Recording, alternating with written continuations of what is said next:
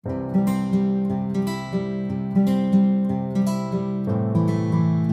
morning. Kamusta? Ako'y busy na naman tayo guys ngayon. And yung binigay kanina pa pala ako nagtatanim. Yung binigay ni Sis Maricel na strawberry, tinatanim ko siya guys. So gusto kong ipakita sa inyo. Kaya lang may hinahanap ako. Ilipat natin ito guys, itong binigay ni Sis Maricel na strawberry kasi ayaw kong mamatay, gusto kong magparami din ng strawberry. So ayan, dito ako ngayon.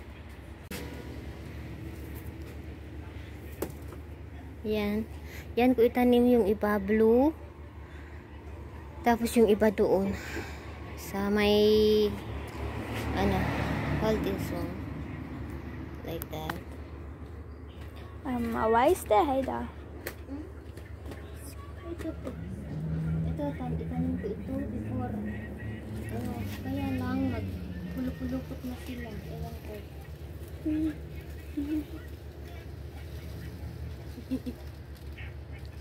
Camera videographer ko ngayon si Shana.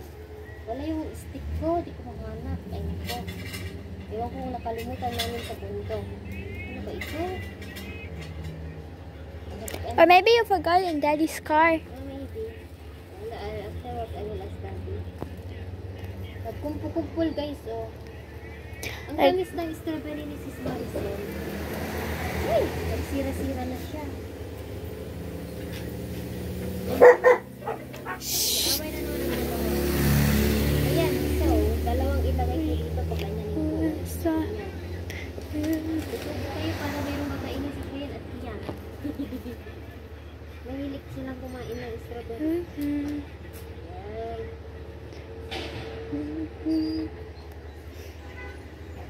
Wala na. Meron tinamin ko, namatay. Ewan ko.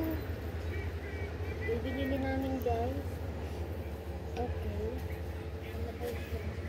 Ito sabi niya, kasama ni Maricel, yung mga ganito, tutubutang sila. Dami. So, itanim lang natin na ganyan.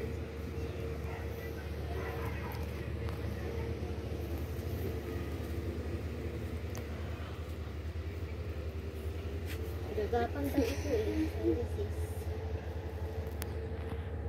Okay. Thank you sis. Remembrance ko to sa inyo.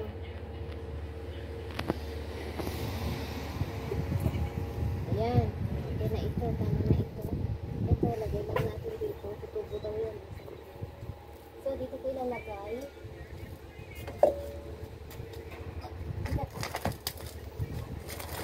Kasi gusto niya daw maarawan. Sabi ng asawa niya. So, dito kasi may araw dito. Tapos yung iba, doon nga lang. Here ka, mami. Here come. Come. Ayan. Yung iba, gagapang daw ito eh. Ne?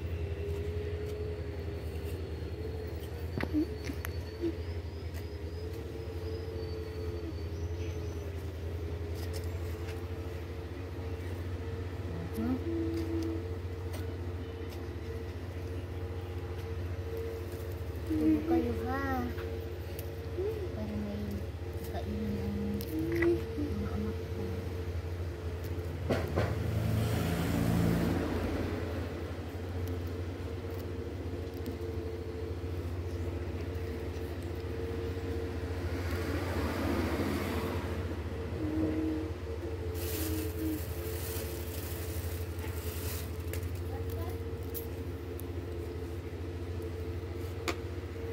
Is this Toby? Ano na pala? Toby.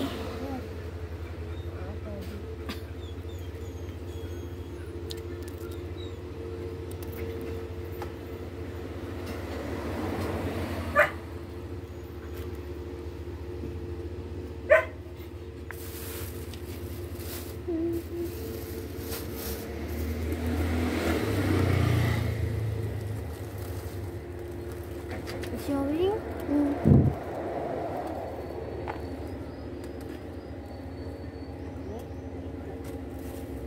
Binigay niya lahat ko sa akin. Nakakatuwa talaga. Free. ano kami ng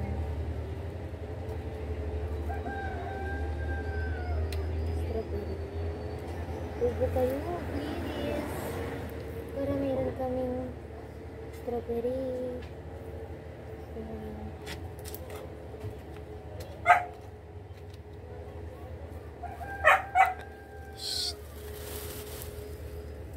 Magagaya na naman si Pukwang. Kung na ano reklamo. Wala nang ginawa kundi magreklamo. Meron din pala kapitbahay si Sis Maricel na kagaya ni Pukwang. Sabi niya kahapon. Talaga hindi maiwasan ang kontrabida sa buhay, ano? Meron talaga kontrabida na sa buhay. Buti na, ano, yung asawa ni Sis Maricel, palaban yun. Sinasagot niya. Eh sana ganun si Mr. Kaya umaabuso ang mga kapitbahay ko. Eh kasi tahimik lang si Mr.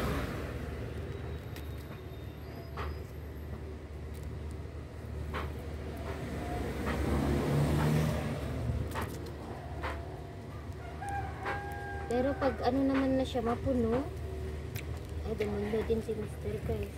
And you know the picture I showed you yesterday? I did in the room, in Tita Maricel's room.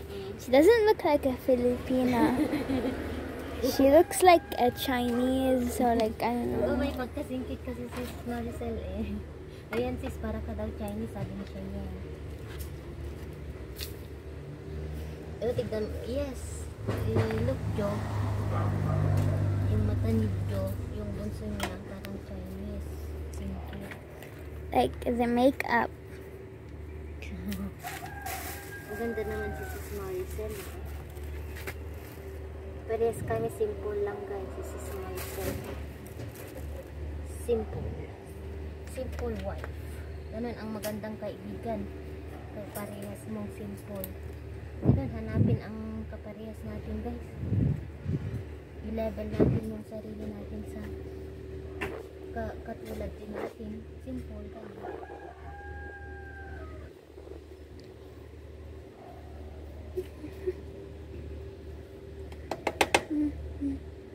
Ayan, okay na ito. Every day, remind me to water. Kasi dito sa area na ito, nahihirapan ako magdilig. Ayan, okay na ito. Hindi na dito. Nakarating na dito yung lupa ni Sis Maricel.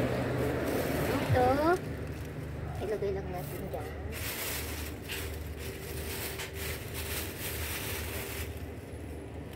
And then, iwasan na natin.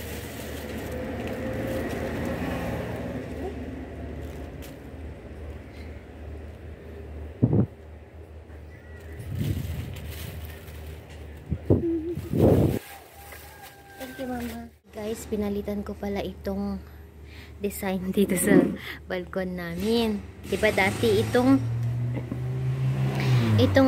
upuan na ito ay doon sa dulo. Tapos yung upuan doon na green, yung sofa bed, andito noon sa kusina. And then nilagay namin doon kasi sira na siya. Nasisinira ni Mr. John. Hindi, joke lang. Hindi, matagal na kasi yan guys, since bata pa daw sila Mr. yung sofa bed doon guys. Diyan natutulog si Mr. sa bed na yan. So dito dati sa kusina namin. And nilagay na namin doon kasi sayang naman kung itapon guys. Pwedeng pagtambayan, ganun. So sabi ko, wag nang itapon, dyan lang. So eto noon dati doon, 'di ba? So ayan, ganyan na siya. Ganito nang setup dito sa balkon namin. Ganito. And then yung sampayan ko doon na din kasi dito guys, madaming sasakyan, maalikabok. So lalo pag white ang nilabhan ko, doon ko nilalagay yung sampayan. And then tignan nyo kasi guys, nagtatrabaho sila dito kaya maalikabok. Nakita ko na naman ang papaya ko. Anyway, ayan, dito kami kumakain na ngayon. Ayan yung host, nagdidilig pala ako. So dito yung table.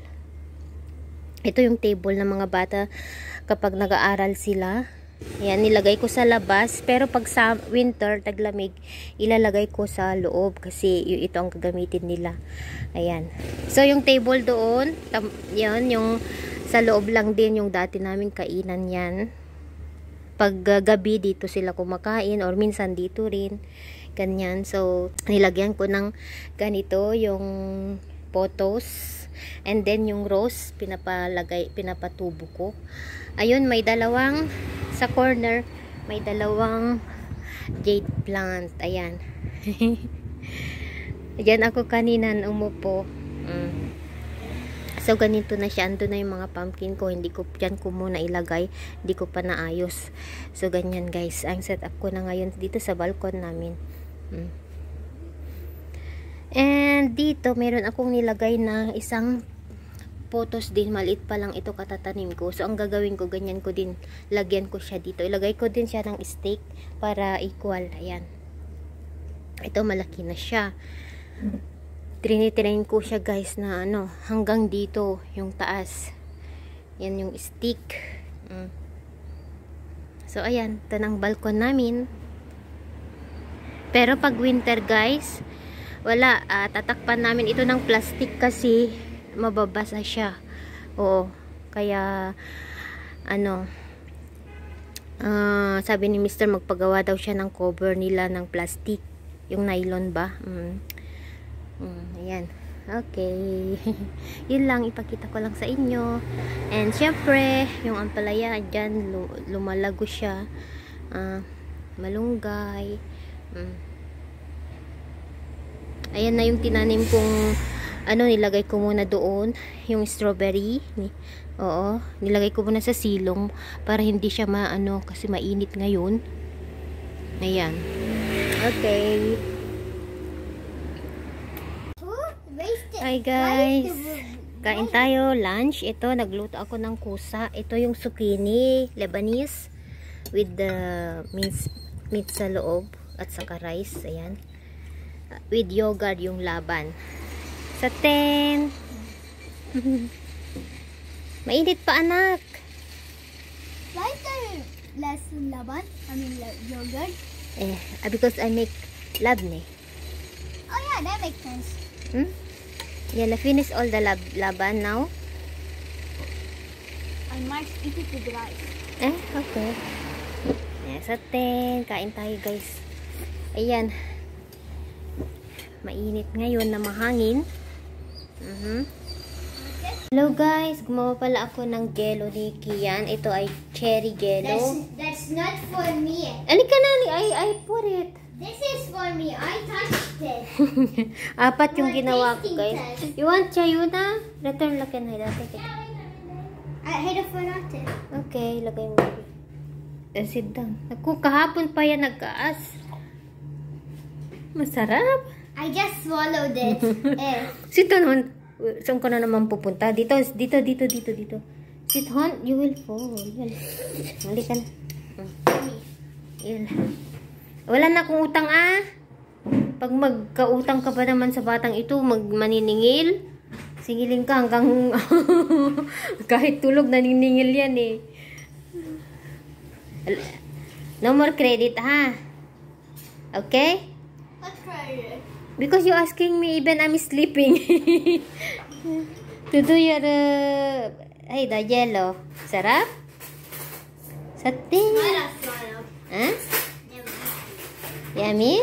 Which one is mine? That. Yala tabi I wanted to tell you to make jello in my Tupperware, so I take it to school. Haida, it will, I think it, mag-melt, I don't know. It will melt. In the house, eat in the house when you arrive. Sarap-sarap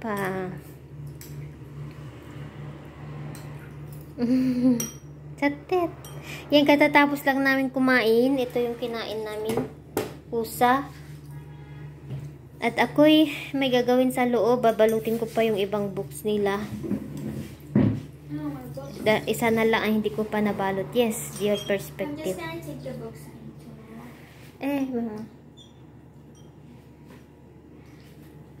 Yan. So, kainin nyo yan ha. Will Anna come to school with us tomorrow? Yes, mama. Yung walis ko. Sinabit ko dito. So can you please go early? Yes, mama. That's why we need to sleep early today. No, like not like around 6:25. And then, yala, finish na Haida because I want to finish the hala, you fix the dry clothes? No. Hala, you will fix, okay? And then, I will, naantok ako guys, magnap muna ako. So, wala na akong problema. May snacks na sila. Wala na akong utang sa dalawa. Ayan. Pasok ako dito kasi marami akong gagawin. Mamaya ulit. Magbalot pa ako ng libro ng mga bata.